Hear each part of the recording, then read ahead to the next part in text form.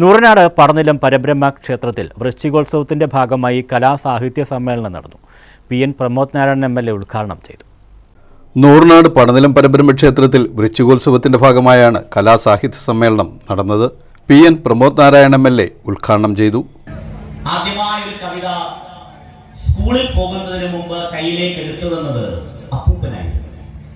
അങ്കണത്തൈമാവിൽ നിന്ന് ആദ്യത്തെ പഴം വീഴുകെ അമ്മ തൻ നേത്രത്തിൽ മുതിർന്നു ചുടു കണ്ണീർ. ഒരു കുട്ടിക്ക് കണ്ണീരാകാൻ കഴിയും എന്ന് അന്ന് തിരിച്ചറിഞ്ഞു.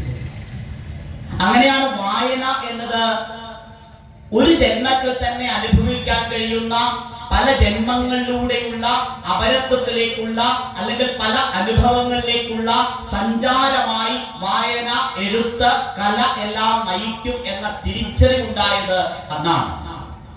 ക്ഷേത്ര ഭരണസമിതി പ്രസിഡന്റ് രാധാകൃഷ്ണൻ രാധാലയം അധ്യക്ഷനായിരുന്നു. നോവലിസ്റ്റ് രവിവർമ്മ തമ്പുരാൻ മുഖ്യാതിഥിയായിരുന്നു. കവി CS രാജേഷ് മുഖ്യപ്രഭാഷണം നടത്തി. ചില്ലകളാകമെടഞ്ഞു പിടിക്കാം, കാറ്റുകളതിജീവിക്കാം, വേരുകളെല്ലാം ചേർത്തു പിണയ്ക്കാം, തിരകൾ ജയിച്ചു നിൽക്കാം. മരങ്ങൾ മരങ്ങൾ മരങ്ങൾ പോയി കരങ്ങൾ ചേർത്തു നടക്കാം. സ്വരങ്ങൾ നമ്മുടെ സ്വരങ്ങൾ ഉജ്ജ്വല ദലങ്ങളായി വിടർത്താം.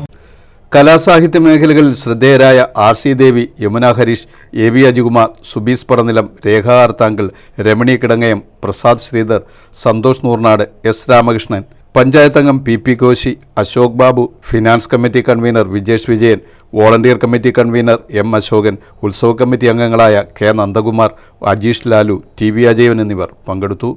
News bureau, Charummood.